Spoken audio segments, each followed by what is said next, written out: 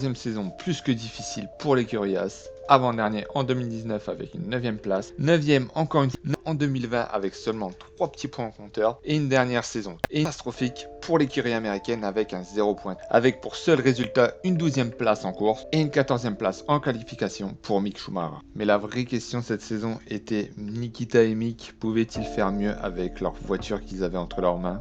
Je ne pense pas. Maintenant, cap sur 2022 pour peut-être l'année de la renaissance.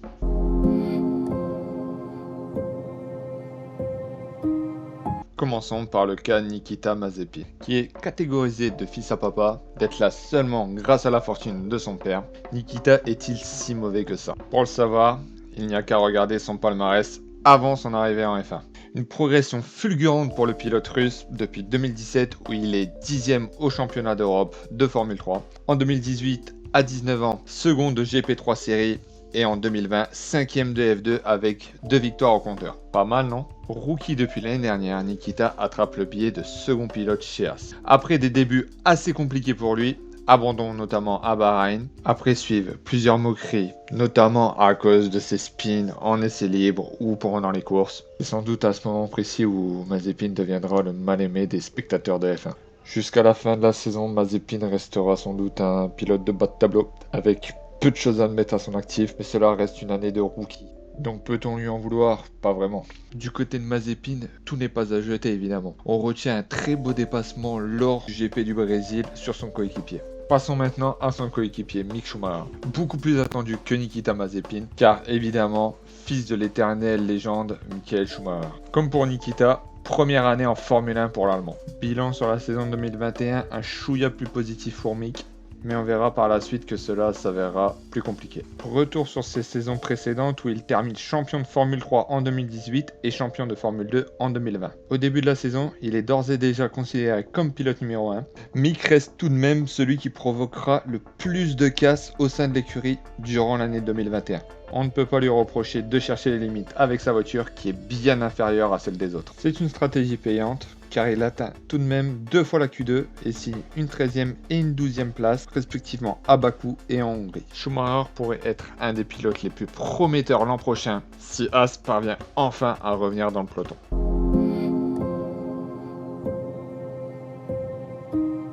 Le projet de Haas et de Simone Resta qui est le directeur technique de l'écurie et qui anciennement était chez Ferrari, mais aussi différents mécanos, ingénieurs venus en provenance de Ferrari. Donc leur projet en commun est de repartir de zéro, donc de recréer la Haas entièrement. Donc pour reprendre les bases, Haas a investi 0 € en 2021, donc c'est pour ça qu'ils étaient en fond de grille.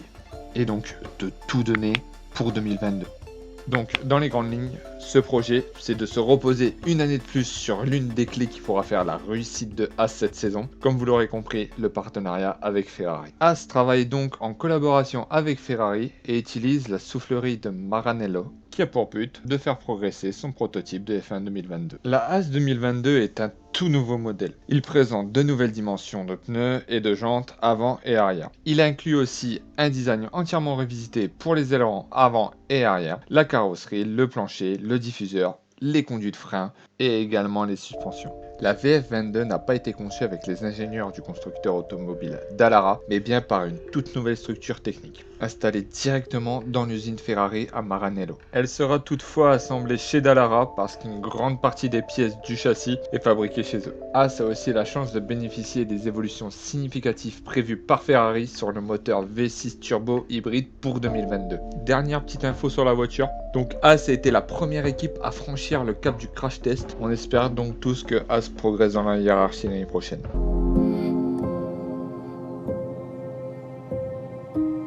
Que peut-on attendre de l'écurie Haas pour 2022? L'écurie elle-même nous annonce un retour au milieu de peloton en 2022. Durant différentes interviews, Günther Steiner a des mots très forts pour son équipe.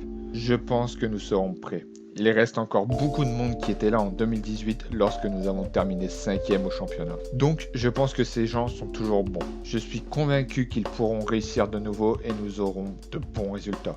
Au moins de retour au milieu du peloton. Günther Steiner croit en son équipe, avec laquelle il a vécu de très bons moments comme des mauvais. Sur le papier, le recrutement a été bien fait. En effet, avec la venue de Simone Resta évoquée juste avant. Malgré un changement complet de la voiture, le personnel reste quasiment le même. On ne change pas une équipe qui gagne, comme on dit. Ou qui perd plutôt. Trêve de plaisanterie. Quand on voit les performances de la cette saison, difficile à croire que celle-ci peut rebondir. Affaire à suivre.